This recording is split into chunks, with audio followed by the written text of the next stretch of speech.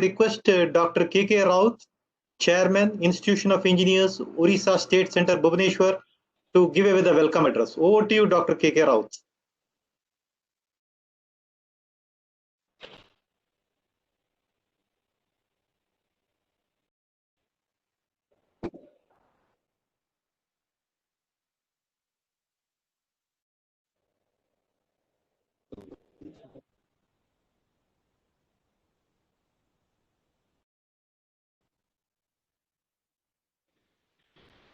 We are waiting for the welcome address, sir. Raut, sir. Sir, am I audible, sir?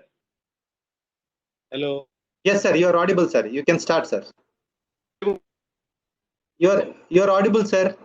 We are able to hear you. Yes, Hello. sir. Yes, sir. You are audible. Okay, sir. Hello. Yes, sir. You are audible. Okay, sir. Yeah. Please start off, sir. Very good afternoon to all of you. Honorable Chief Guest, Engineer Arun Kumar Ratha, former CEO of Bhilai Steel Plant. The respected speakers, Engineer Vijay Chandra Tripathi, Chief Engineer Building, Government of Odisha. Dr. Suresh Chandra Dalai, IS, Additional Secretary, Housing and Urban Development, Odisha. So, Professor Dr. P.K. Padi, Immediate Past Chairman, Odisha State Center.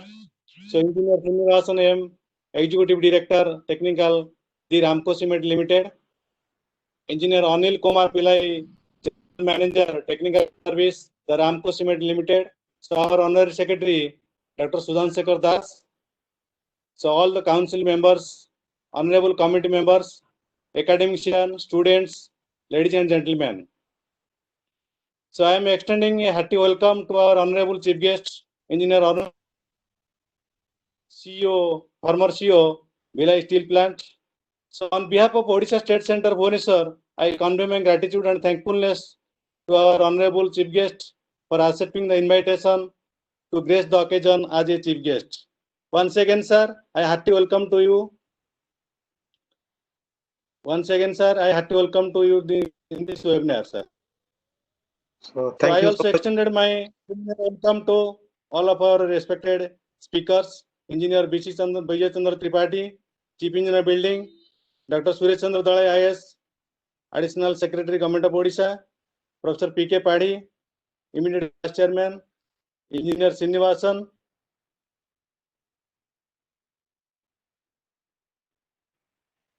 so Executive Director, Engineer Anil Kumar Pillai, and also all the members in this webinar. So, once again, I had to welcome to all of you in this webinar. So, actually, Institute of Engineers is the largest platform for development of technical education system in India and abroad. So, it is my pleasure to present the brief history of our Odisha State Center. Odisha State Center Institute of Engineers in India was established at Burla on 22nd February in 1959. So, with 86 corporate members and 245 non-corporate members. So, by the founder chairman, MS Tirumala Iyengar, founder secretary engineer Sadasiva Padi, and a founder joint secretary Professor Bhubaneswar Behera. So, since that the memorable, there is looking back, state government has a allot 1.46 acre land. The present building is inaugurated by Dr. A.N. Khosla in 1965.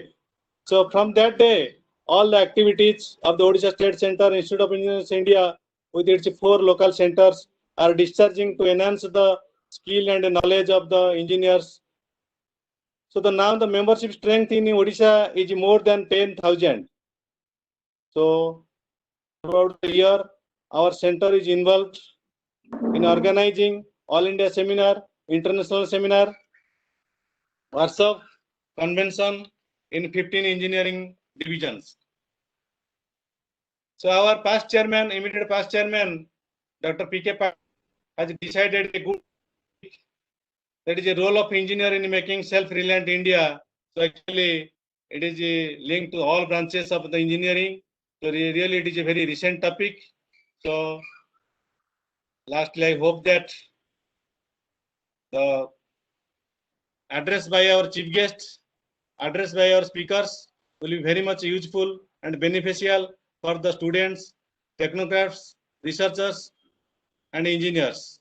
So thank you to all. Thank you so much, Dr. Thank you. K.K. Rao, sir, for your welcome address.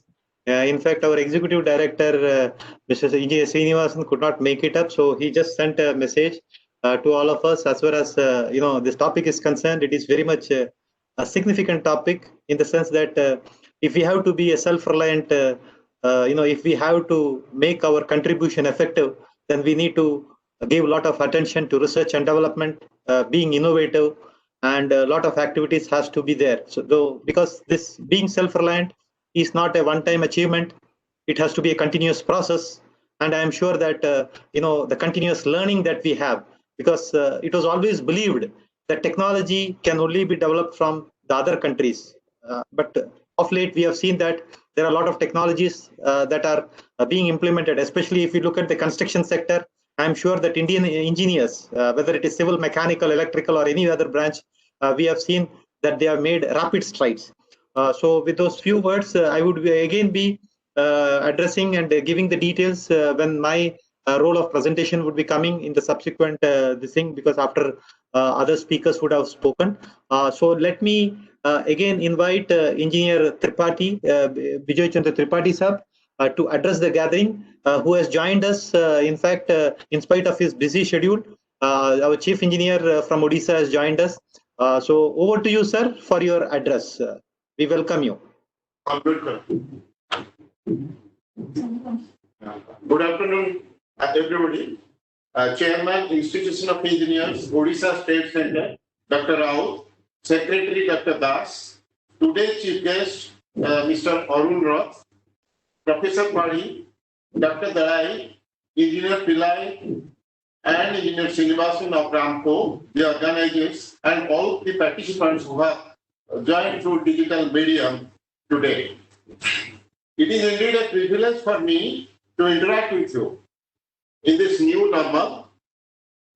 If you recall, on 7th March and 8th March, we were conducting an international conference on disaster mitigation in the State Center of Odisha Institution of Engineers. And we met physically amid all the enthusiasm. The meeting had the two stalwarts, Mr. Pradhan and Mr. Jena, experts in disaster mitigation. At that time, Wuhan was happening, the story was developing. How prophetic it was when Mr. Pradhan, DG of India, said, we have to prepare ourselves and the disaster is looming large. He was sharing his experience as the head of the disaster management force at that time. And today, the reality is looming on us and has numbed us, yet our spirit is very high. Engineers, in today's situation, we have seen in the last 6 months, are marching hand in hand with the frontline COVID-19 warriors in setting up emergency COVID-19 hospitals, retrofitting the hospitals, innovating testing booths, producing ventilators. So there are numbers of 50,000 plus ventilators, applying robotics and redefining biomedical engineering. Above all, making the virtual medium a real one in this situation. And many more such things are happening and will be happening. And it is all the combined force of interdisciplinary engineering. And combining life with livelihood in the second most populous country now is the challenge thrown open to the engineers, and government has already thought of the Atmanirbhar Bharat Abhiyan, and in this, our role, how do we fit, that will set the future. Today, the country is producing 500 PhDs, about 2 lakh engineers, 3 lakhs non-engineering postgraduates, and about 21 lakhs other graduates.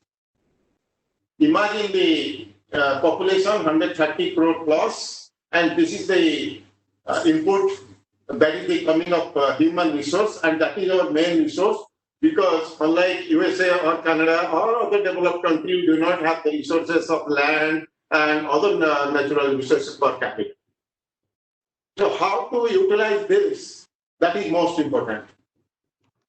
we are at this time conscious that engineers who come out of engineering colleges, they do not have the required skills to move forward. The biggest role that the professional bodies, institutions, and the apex body like institution of engineers have to upgrade the skills, make them employable, and make them sharpen their skills and knowledge so that they come to the country's needs.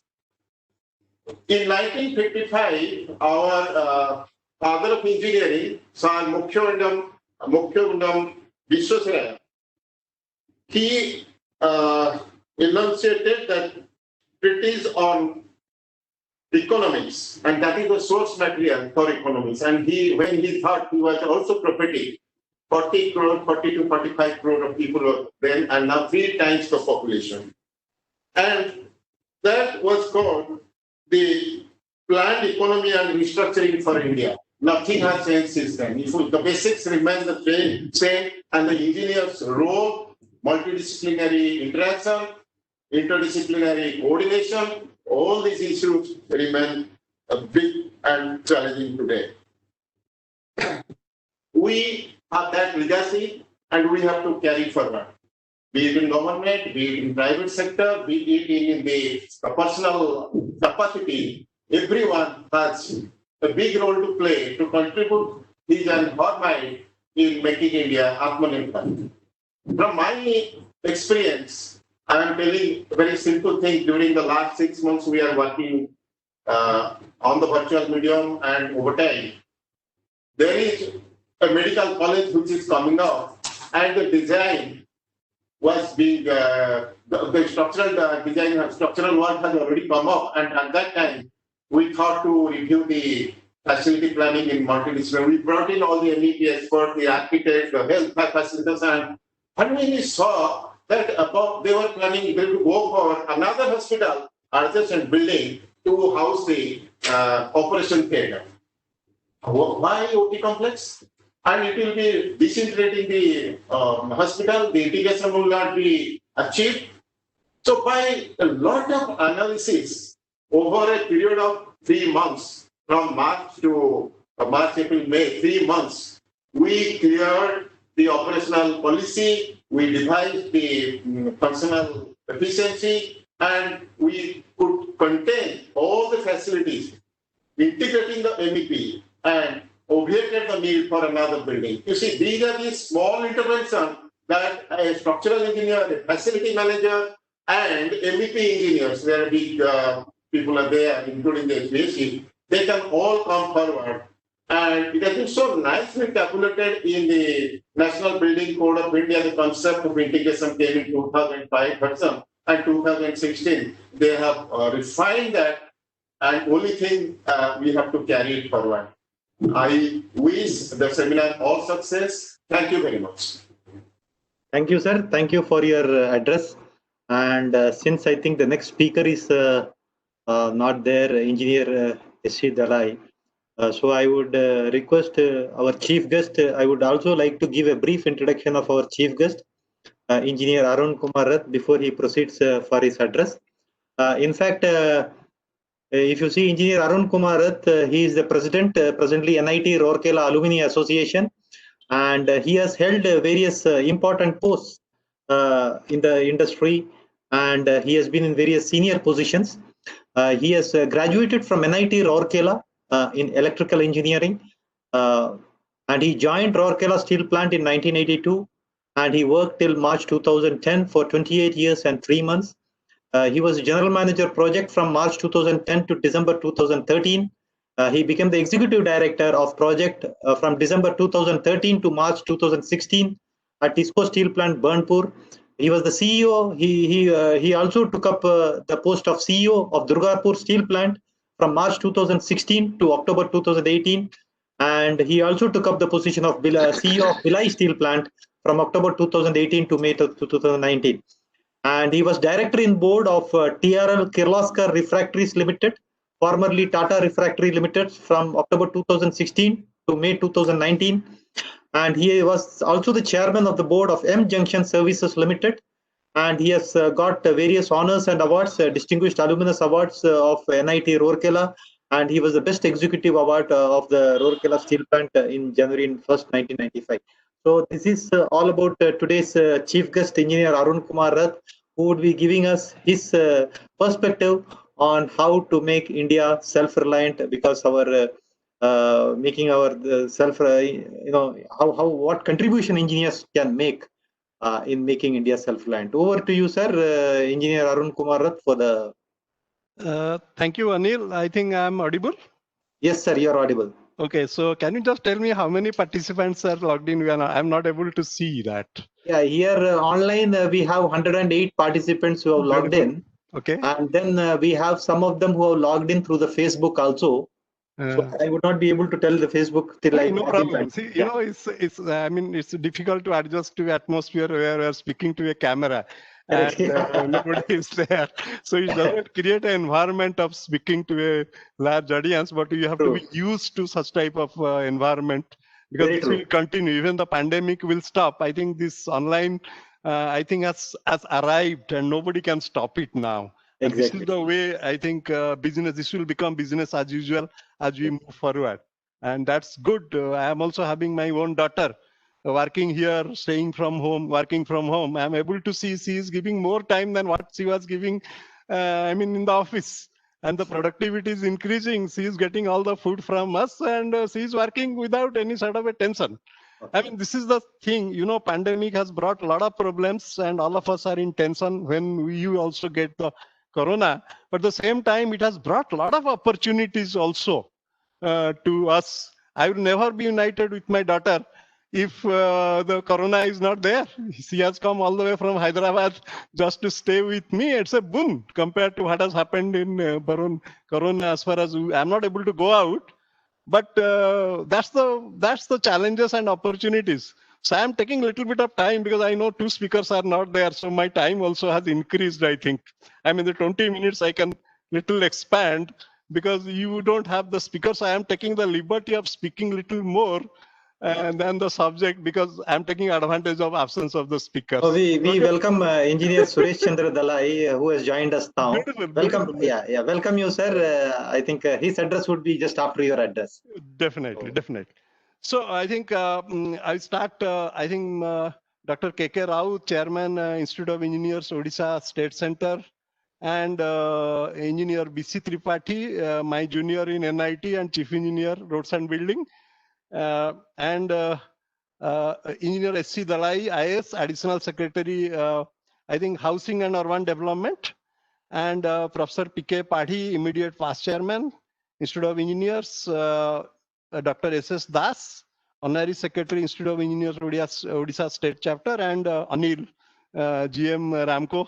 You are doing an excellent job by conducting the whole proceeding. So welcome to all of you. See, when we are talking Engineers Day, I think it's proper for me to Dr.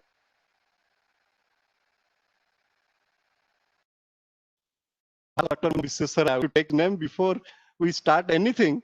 So while showing my respect to a great man called Visweswaraya, I mean, I don't have to talk about him. Anybody who is an engineer and who is associated with Institute of Engineers know what exactly was the personality. So I very much, and I keep it in mind. There are a huge amount of quotes of Dr. Visweswaraya if you read, because I was also chairman of Asansol chapter of West Bengal of Indian Institute of Engineers. I have gone through a lot of things which Visweswaraya has done for the engineering fraternity. And he has also been paid back with the highest respect an engineer can get from the country, is Bharat Ratna. And a single-handedly person has done something which till now, I think nobody was able to surpass or even match. The person contributing so much. Today, if I have to do something, I am going to the computer. The knowledge is no longer a premium.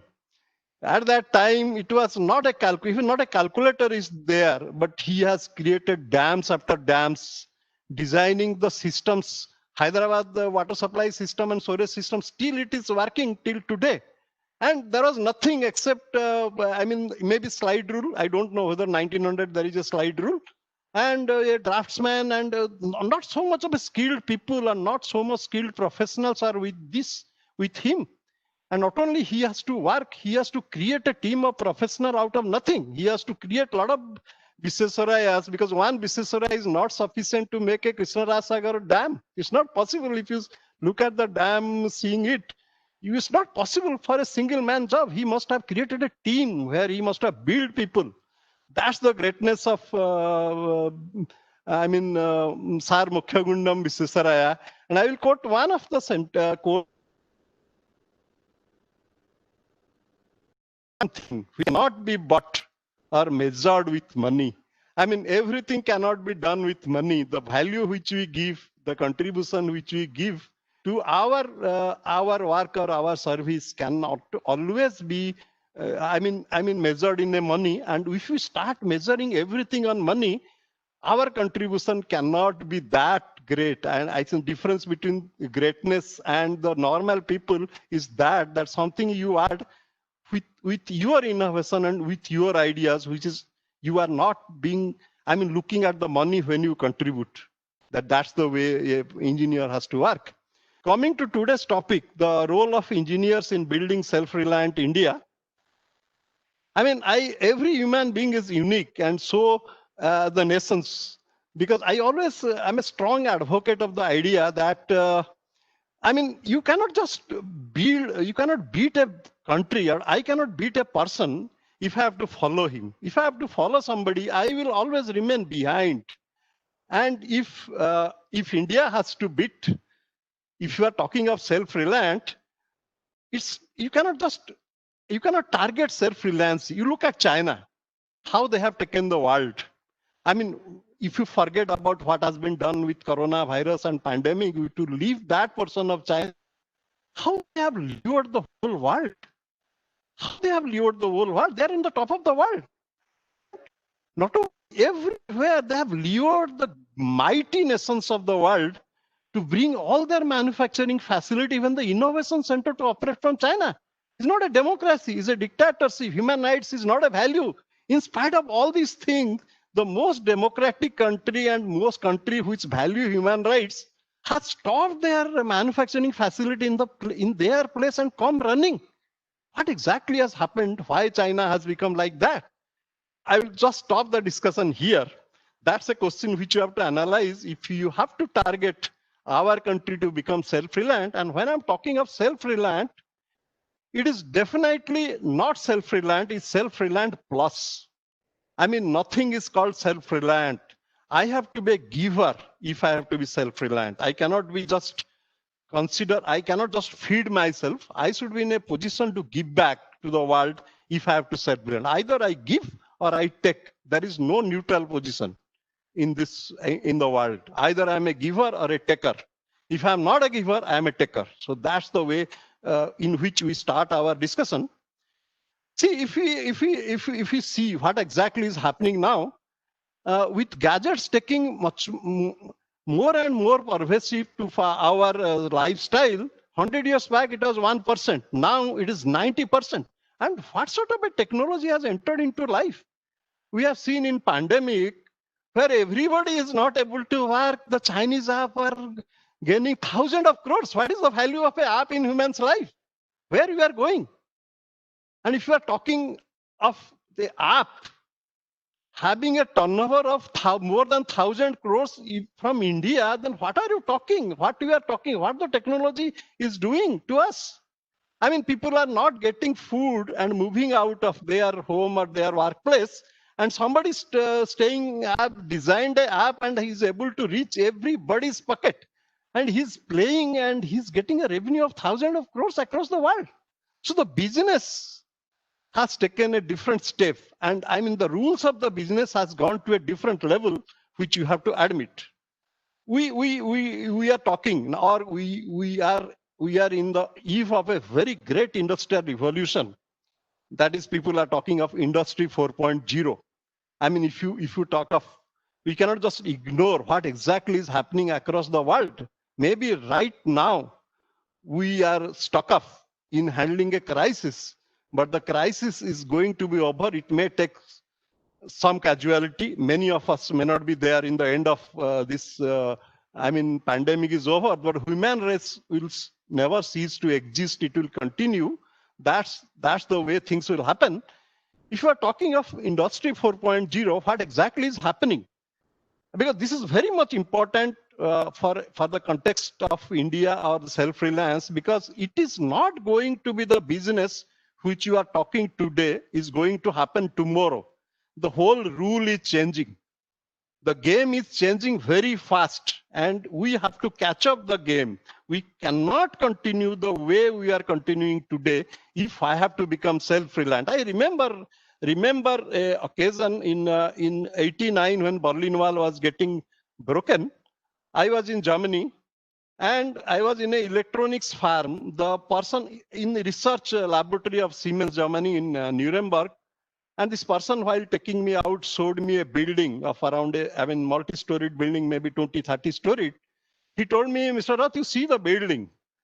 Nobody is allowed to go inside the building. What is the reason? He told me that as on today, Japan is 5 years ahead of us. Japan, the microelectronics is 5 years ahead of Germany.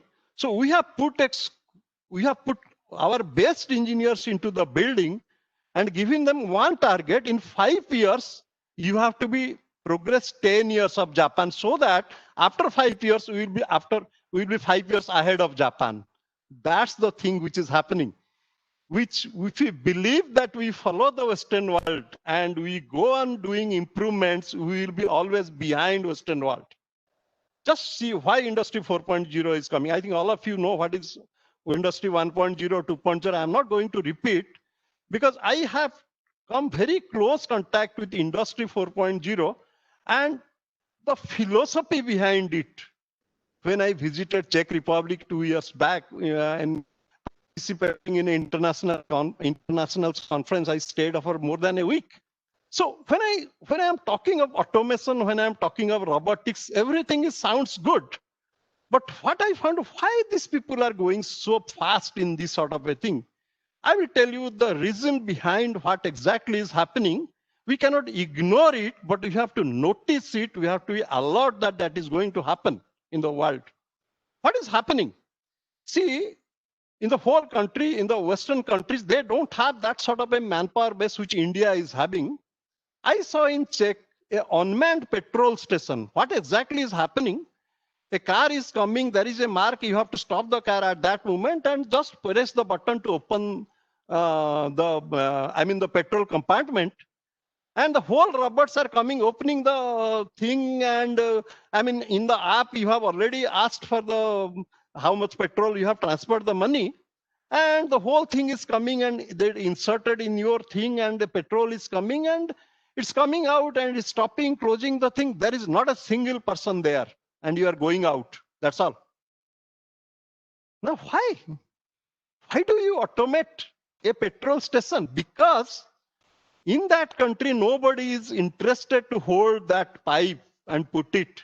The quality of life has gone to that level. If they have to put it, they have to get an immigrant from third world countries. Now Europe don't want immigrants. They don't want labor. They are feeling that whatever manpower they are having, with the quality of life, they are going from 5 to 6 days a week to 5 days a week to 4 days a week. Because they are the type of money, type of wealth which they are generating. They are people that are demanding a quality of life, not struggling to work. And they don't want immigrants. They are going on doing things which will reduce the dependency on this country on immigrant. Then let us talk about us. What is exactly happening here in India? We are taking this technology. We are bound to do this technology. You cannot ignore. We have to bound to technology. What is happening to our 130 crores people? We are surplus. We are people with surplus in different sector. How do we bring all these things? Can we afford to bring an unmanned station? A owner of a petrol pump will like it because it will increase his profit. It will decrease its dependency on people. He can always run the petrol pump sitting from his home.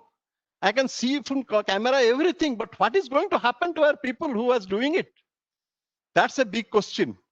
Where with all this technology which you are bound to get and bound to assimilate in our society, in our industry, our engineers has to think how do we apply this thing so that we don't create a society who are jobless. I mean, if we don't have an inclusive growth, we cannot be self-reliant. We cannot progress in one direction and telling people, okay, we don't have a job for you. The role of engineers comes here. How do we assimilate this technology, put it into service in wide sectors, not only industry, in the agriculture, in the public health, in construction, everywhere, taking advantage of this technology, but seeing to it that it is used in such a way that we generate employment. Employment is going to be a major problem in the country. And if you are not solving it with us, none of us will exist, forget about self-reliant. This is going to create a social revolution which you cannot just resist. I strongly feel that happen. Then we let us study again the China. China is not only address its own need, but skilled a large population in such a way that it lured the whole world, the most professional and mighty countries of the world, to shift the manufacturing and innovation. It doesn't have a human right.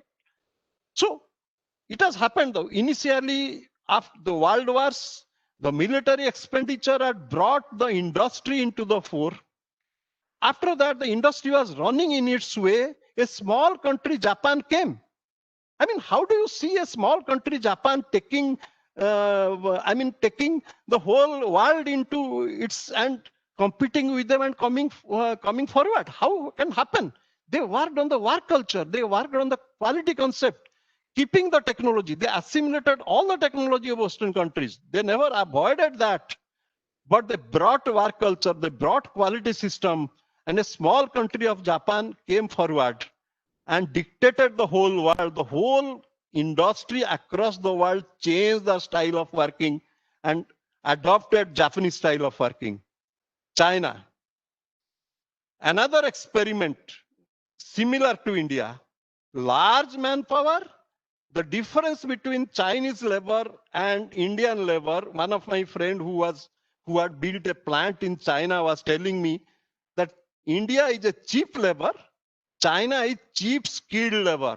The skill level of Chinese labor are at par with Western industries, at par with Western industries. Not. So whenever the industry went there, wanted people, they got the right skill people. They don't have to skill them. They developed, they changed their education system in such a way, they really made their people skilled. And a quick decision systems, not easy to start a business, but easy to sustain business. When we talk of easy to do a business, we have to create an environment where the businessman, it's not only you give them the land, give them the electricity and tell them to start to business, but give them the support to sustain its business. So these are the two things. If you go and do a industry in China, the district collector comes and sits with you to review your project and find out what are the problems you are facing. The government is solving your problems so that the projects come is faster. We have to create an environment for this in this place. If you have to make, I mean, when I was reading in IIT Kanpur, a lot of people are leaving. IITs have running the Western world. If you see the Western world, if you see the big shots of Western world, the Indian managers are, why don't they are coming here? There was a survey by the government where people are filling up the forms. They are only telling that there is no environment for us. You have taught us something, but there is no environment to practice what we have been taught. We have to create an environment for professionals to do their best. A professional needs an environment to give his best. It's not always possible for him to create an environment.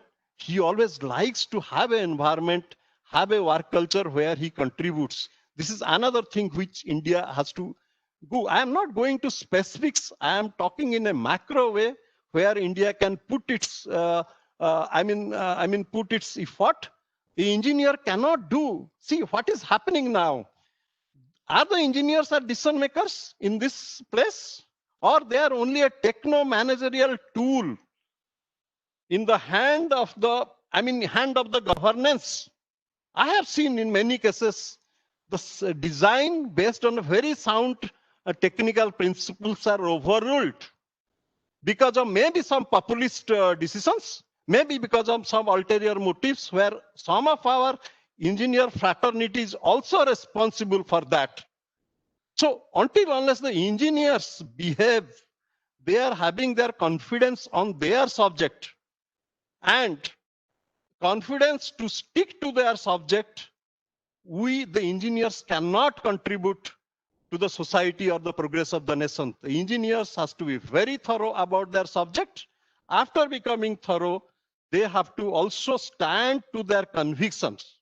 In this regard, I only remember while I started my talk with Viseswaraya, I would like to end my talk with a living legendary engineer which I consider as a benchmark in this era, that is Mr. E. Sridharan, who has handled the Delhi Metro.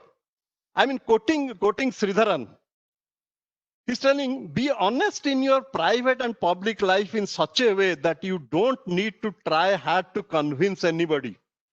Stand firm and do not code, do not cede an inch while discharging your duties with conviction. Police your professional skills and do not let it go out of date. Keep your integrity so you hold in esteem even the most downtrodden in the society in your plans. Be moral.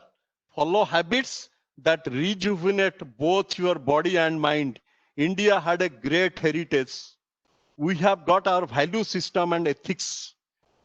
Putting our professionalism, our knowledge, binding with a value system and ethics which we have inherited from our ancestors will make the engineers stand apart in the society and bring back the confidence and respect of the society to the engineers. In turn, the engineers will build a self-reliant India. Thank you very much. Thank you for giving me an opportunity to talk. Thanks to Ramco Cement. Thanks to Odisha State Chapter of Institute of Engineers. Thank you very much. Thank you.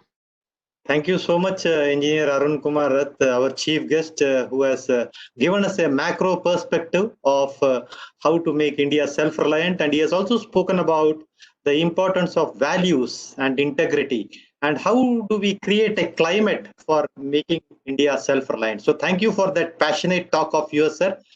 So next, let me welcome Dr. Suresh Chandra Dalai Saab, who has joined us. He is the Additional Secretary, Housing and Urban Development. He has joined us in spite of his busy schedule. Thank you so much, sir, and over to you for your special address. And we hope you give us some perspective because there are about 135 participants who have joined. Many of them, all of them are engineers, and there are some of them who have also joined from the Facebook this thing. So over to you, Dr. Suresh Chandra Dalai Saab, for his address. Thank you so much, sir, for joining us.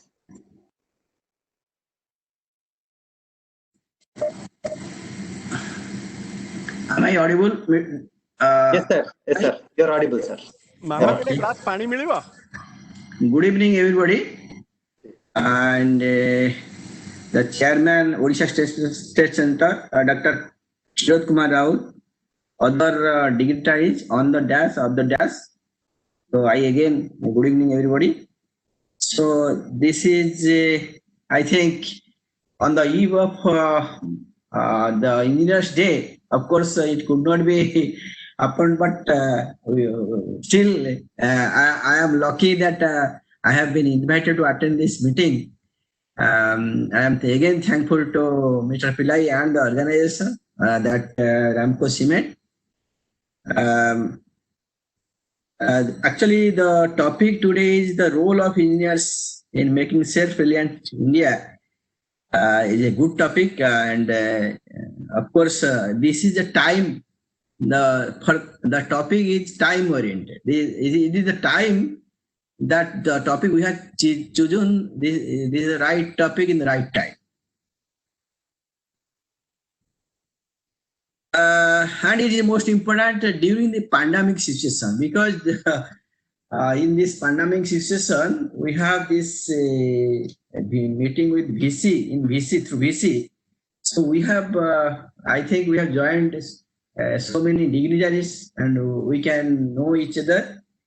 And of course, in this situation, one thing we can mark that since the supply chain from China has been disrupted to India during this pandemic situation, India will definitely search for its own resources to produce local products, for which the engineers have to play a vital role in the production and the technology improvement. All these things we have to definitely the engineers have to develop that idea.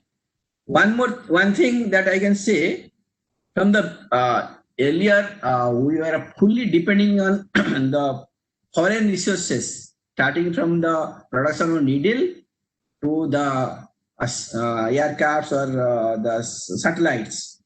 Of course, we have developed so many things. Still, we have to go ahead, because still we are dependent on China, Japan in so many things. Now it is high time. It is high time we have to be self-sufficient. We have to develop our own. Since we are the technocrats, we have to develop our own resources, own management system, own technical know-how to develop, to produce, so that we will be the exporter. We will not be importer. We will be the exporter. Or we should try to be the exporter, not the importer. We should not depend on any countries in any sector. We should not depend any country in any sector. That should be our motto. So engineers should plan accordingly, because in each case, at engineer Arun Kumar was telling, China, the labor difference between the China and India is that they are having skilled laborers. We are having only the ordinary laborers. This is the major difference. I do agree with him, because in all sectors we need the skilled laborers. We have to develop the skilled laborers. So I'll tell a small thing. During my training period at Masuri, after entering the IS cadre, I had a chance to visit South Korea. During the training period, for 1 week program was their training program.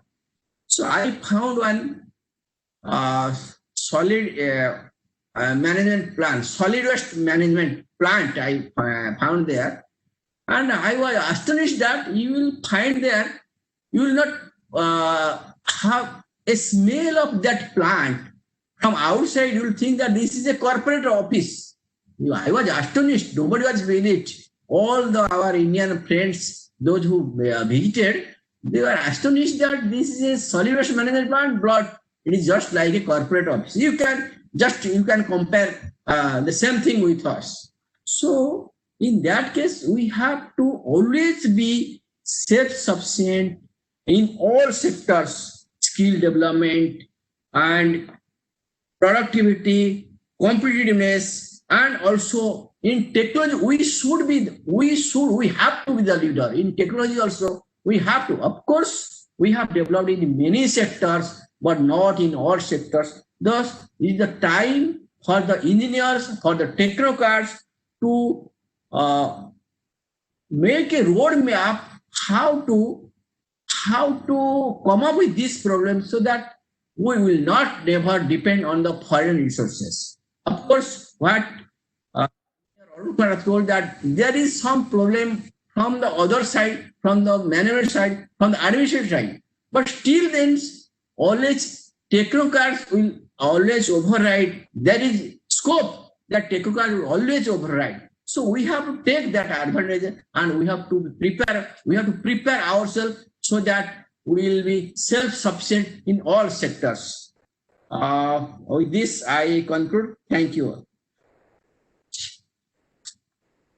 Thank you, sir, for your valuable suggestions and your address. And you have highlighted the importance of skill development and the importance of having a very good collaboration between technocrats as well as the administrative this thing, and how it can be taken forward.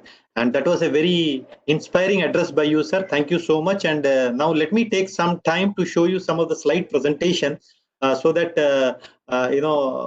before the next. Hello, Mr. Pillai. Yes, sir. So what I feel after my brief presentation, you can start. Okay, fine. Please go ahead, sir. Sure, sir. It is Professor Pari, sir. Yes. Yeah, Professor P.K. Pari would like to give a brief presentation. Over to you, sir.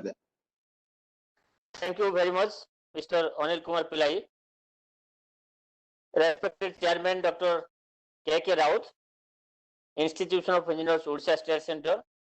Our Reverend Chief Guest, Engineer Arun Kumar Raut, former CEO, Durgapur Steel Plant and also Bhilai Steel Plant. Our Reverend Chief Engineer Buildings, Engineer Vijay Chandra Tripathi. My friend Dr. Suresh Chandra Dalai, IAS. Honorary Secretary of Odisha State Center, Dr. Sudhanshu Shekhar Das. And in absentia, Engineer M. Srinivasan, Executive Director, Operations, Ramco Cement. Engineer Anil Kumar Pillai, General Manager, Technical Services, Ramco Cement Limited. Engineer Chandi Prasad Mohanty, AGM Marketing. Engineer Jibon Kumar Behra, Senior Engineer, Technical Services of Ramco Cement Limited. All the esteemed committee members, the corporate members, council members, past chairmen, and honorary secretaries, all the participating delegates from different parts of the country, ladies and gentlemen. It was a very novel idea among us to organize an online All India seminar during this pandemic period, and specifically for the purpose of Engineers Day celebration. And while in our committee we were just discussing, and we got a proposal in the right time from the representatives of Ramco Cement Limited from Odisha, Engineer Chandi Prasad Mohanty, AGM, and also Engineer J.K. Behra. They extended the offer to organize the seminar through the joint collaboration and with the Institution of Engineers. And finally, we decided the date and time instantaneously. So it is a very important time for all of us to share our thoughts, and particularly we are all overwhelmed by the inspiring words of our respected chief guest, Engineer Arun Kumar Raut. He has highlighted his thoughts compared to the comparing the position of India in the international level, and to what extent Indians have to come forward by application their knowledge, thoughts, and efforts. Really, we are very much proud to get Engineer Arun Kumar Raut, former CEO, Bhilai Steel Plant and Durgapur Steel Plant, for accepting our invitation to join as chief guest today. Really, sir, he is also the alumnus of REC Raurkela and presently the president of the NIT Alumni Association. And all of us know that our respected Prime Minister Sri Narendra Modi has, in last few months, he has initiated the call for the Indian youth for building a self-reliant India or Atmanirbhar Bharat.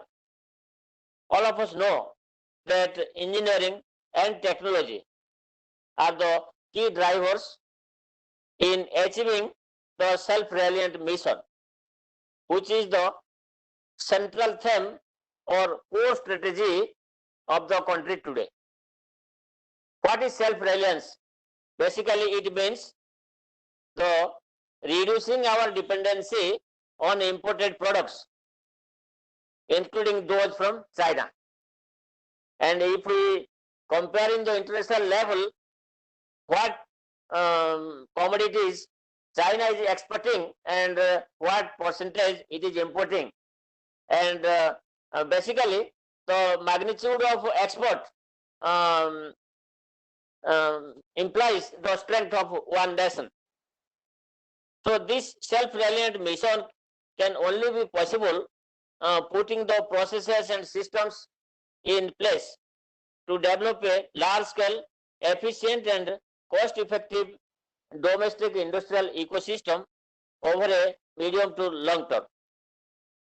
Obviously, our country can become the world leader with more technological advancements in the advanced areas, in the new technology development areas, and those are particularly the 5G, supercomputing, IoT, artificial intelligence, automation, biotechnology, pharmaceuticals, etc. All of us know about this Serum Institute in our country, which exports about 70% of medicines to different countries in the world. And let us hope that Serum Institute will be able to produce the right vaccine in the right time, so that India will be in the international front line to get its name and fame. Now the whole world is competitive. The customer always prefers to buy a product which should not be only low cost, but it should provide good service, it should have good quantum of technology, and it should also be durable. Hence, every parameter is an important factor for a customer to choose the right item out of similar other quality materials available in the open market. Respected members, so just I want to share with all of you that India's major public expenditure on education sector needs to be substantially ramped up, including that in skill development also. We were just telling about skill development, skill labor and ordinary labor.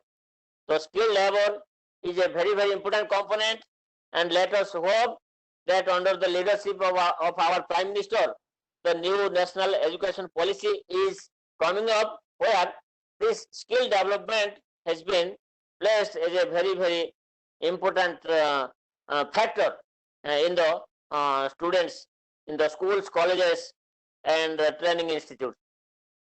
No country has achieved self-reliance without mass quality public education, and no country can develop without a stronger public health system.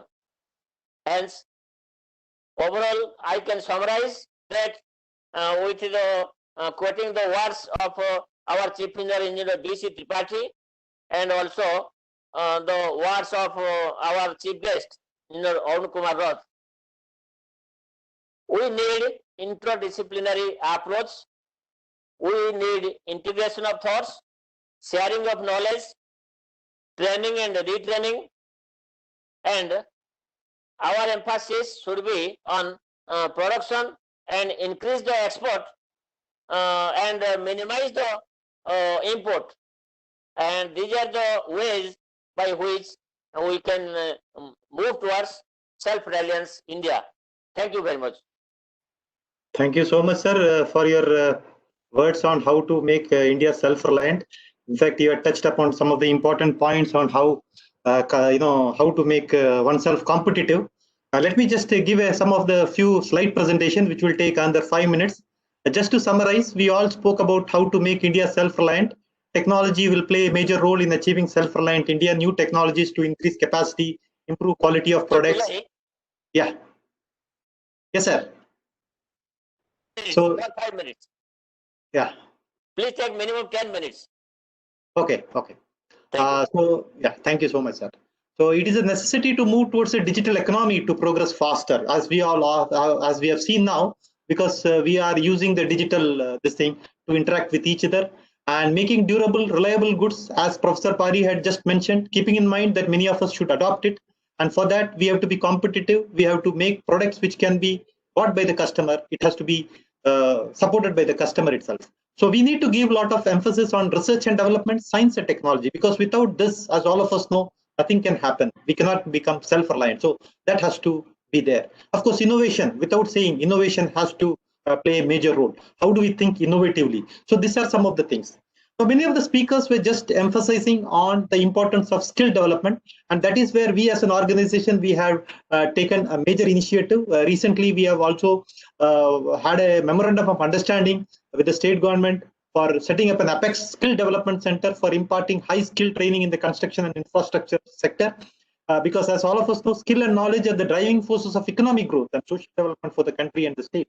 And so with the emergence of disruptive innovations and fast-paced technological development, it is very important that the youth of the state are exposed and trained in the state-of-the-art facilities meeting international standards. And that is where our Chief Executive Officer had signed a memorandum of understanding with the state government. Of course, our organization is having a very good relationship, and we have a lot of contribution even to the state of Odisha. In fact, as far as the capacity augmentation goes, during the financial year 2019-20, we had successfully commissioned additional capacity at our Kolaghat plant in West Bengal and Vizag grinding units, from where cement used to come to Odisha. Our greenfield 1 million ton per annum grinding unit at Haridaspur in Jajpur district is already commissioned. And we are also creating additional clinkering capacities, because without clinker, you cannot make cement, at our existing integrated plant at Jayantipuram. And we also have the 27 megawatt waste heat recovery system, and a greenfield cement plant is also being set up at Kolimagudla Mandal in Andhra Pradesh, because which will also have a clinkerization capacity for that. So the most important thing is that, yes, we also need to reduce carbon footprint, for which we have the installation of 39 waste recovery systems. So that is very important. And we have an efficient supply chain and service proximity of the markets, because that is where you will see that we have the grinding units closer to the market. And it will enable us to ensure anytime, anywhere cement availability, because this is supported by our robust GPS-enabled web-based technology application that connects sales officers with dealers and logistics, marketing, dealer network. All this is integrated, which will help in great this thing. And we have a rich distribution network. As all of us would be aware that many of our dealers, they are having a third generation dealers are already this thing. So that is the kind of trust, transparency of dealings and the system that we have adopted. And we are having the centralized control center at our corporate office at Chennai, where we are able to monitor the entire operations. So that is where the IT platform and the digitalization play a vital role as far as making self-reliance is concerned. And we also have a dedicated research and development, because our management believes research and development is an important element if we have to progress. And we have that Ramco Research and Development Center at Chennai, which conducts extensive tests in cement and concrete, and especially with reference to sustainability. And the team is dedicated to developing solutions to address the challenges faced by the customer. And we have already developed 12 cement products, like say, for example, for various applications. We have the 4 Portland Pozzolana cement, Ramco Supercrete cement, Ramco Super Fine EFC, Ramco Super Grade, Karthik Super Plus. Again, based on applications, based on the type of concrete. It is very important that we as civil engineers should question about what are the type of concrete that is being used, not only the grade, but also the workability, the durability, and then select the right type of cement. We also have the 2 brands of Portland slag cement, Ramco Samudra and Ramco Super Steel. And we have ordinary Portland cement, again for infrastructure projects where blending material is being used at site. We have the 53 grade infra, 43 grade infra. Infra again, we have added because there was a need for concrete with higher slump retention. So that is the reason why we have the infra grade cement. We have the super cased sulfate resisting Portland cement, super fast cement for precast applications. And we also have the dry mix range of products. So that is where the role of customization, as many of the speakers were saying, that we need to customize based on the requirement of the customer. So we have done a lot of work in the area of customization of the product. And this is our Ramco Research and Development Center, where we have equipment for checking the durability of concrete also. This is as per ASTM standard, rapid chloride ion penetration test, where the concrete specimen can be checked for durability. And that is where the role of blended cement, Portland Pozzolana cement, Portland slag cement play a vital role because of lower heat of hydration. We also have the DIN air permeability apparatus as per the DIN standards, where instead of charge, we can pass water. And that is where the water penetration test plays a vital role to evaluate durability. So apart from the other sophisticated equipments, we are the state-of-the-art equipment for measuring durability of concrete, because that is very important. We need to look at the longevity of concrete structures.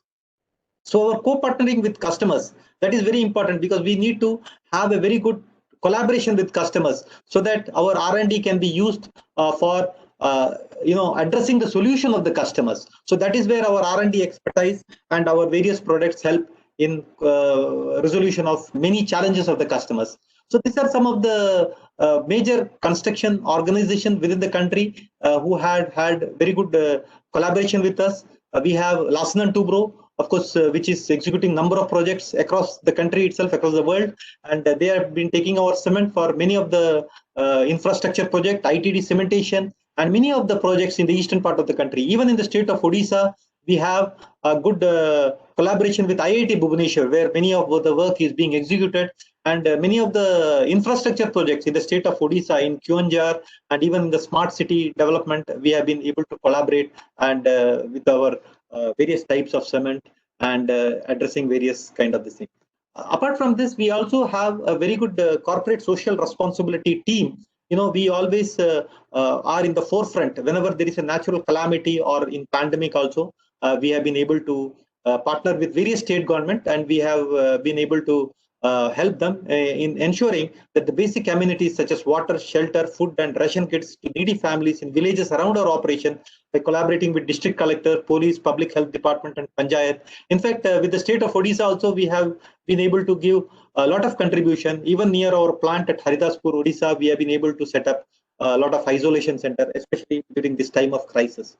Of course, environmental protection and sustainability, we have been able to do a lot of things. In fact, recently we have planted 20,000 trees so that we believe in this particular aspect of environmental protection and sustainability. Of course, the 4P bottom line approach is what we believe in: product, profit, planet, and people. All these four things has to be contributed, and that is where we are continuously undertaking research and investing in green energy to make our products and processes more sustainable, because that is very important. As all of you know, Ramco Cement is the country's 5th largest cement producer and the most popular brand in South India, with growing presence in East India. With our high quality and wide product portfolio for diverse applications, we have been catering to various institutional customers and individual house builders, and that is the kind of the thing that we have been able to do. Of course, the generation of 2,400 lakh units from our wind farms, because that is where the sustainability plays a vital role. Latest technology is incorporated at all stages in manufacturing process, because without technology, in cement manufacturing, we cannot have the best quality cement. And the Indian cement industry, for that matter, has been able to adopt, implement, and incorporate the latest technology in the manufacturing process, and also to ensure that it is eco-friendly. And we have been able to get a lot of awards in the area of Green Pro certification by CII. And sustainability, as I was mentioning, has always been great importance in the operation of the company, winning several awards in this particular area. And of course, CSR activities. 4 Leaves Award. In fact, ours is the only company which has won the 4 Leaves Award in the Indian cement industry for leadership in technology, energy efficiency, and for reducing emission in this thing. So this is something that we have been able to do. Some of the latest technology we have been able to implement at our cement plant: X-ray fluorescence analyzer, and how to beneficiate the limestone. First cement manufacturer in India to use surface miner, because that is one thing which is very environmental friendly. And we have a powerful ERP to integrate data at all levels of operation for timely review and intervention. So that is something that we have been able to do. Of course, we have the the challenges which the country is facing, and most of the speakers have touched upon these 2 important points about the digital divide and as well as the importance of developing infrastructure. So with those few words, let me thank all of you for coming here, for joining us for this important, this thing on how to make India self-reliant on the occasion of, we had the Engineers Day celebration on September 15th, but this whole month goes in discussing about the various aspects. So before I close the event, let me invite Dr. Sudhanshu Shekhar Dash to give the vote of thanks for this particular event. Over to you, sir. Okay. Sir. Hello. Yes, sir. We are able to hear you.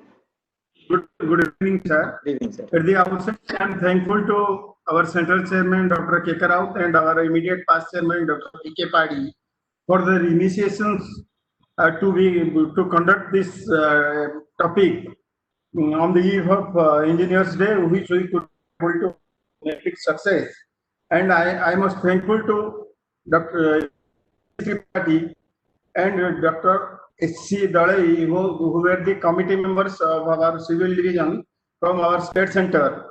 And after, I am very much thankful to Dr. Engineer A.K. Raut, who is former CEO of Reliance Steel Plant, who is a good speaker, but I can he is the excellent speaker regarding this topic. So I am thankful to him. And finally, I am very much thankful to Engineer Anil Kumar, Dalai, GM, Technical Services, Ramco Cements, and Engineer Srinivas M, who is absent during these days, and after Mr. Jivan and Sandi sir, and Mr. Suresh Kumar, I can thankful to him also. And after all, I am thankful to our council members, committee members, students and academicians who have participated and make it success this event. Thank you. Thank you. So over to Pillai, sir. Thank you so much, sir. So with the permission of the dignitaries, Engineer Bijoy Chandra Tripathi, Engineer Arun Kumar Rath, Dr. Suresh Chandra Dalai, Professor P.K. Padi, Dr. Sudhanshu Shekhar Dash, Dr. K.K. Raut. It has been a wonderful discussion today on the idea of self-reliance. And I would also request all civil engineers to visit our YouTube channel, that is the Ramco Cements Limited MACE team. We have almost 100 webinars on various topics of construction which we had during this pandemic, ranging from reinforcement detailing to various types of cement to concrete to smart city. So there are about 100 webinars which you can see on the YouTube channel of the Ramco Cements Limited MACE team.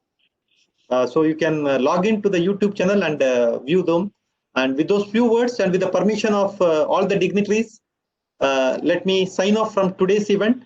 I thank again all of you for giving your valuable time and joining us. So happy Engineers Day, and thank you so much, sir. Thank you.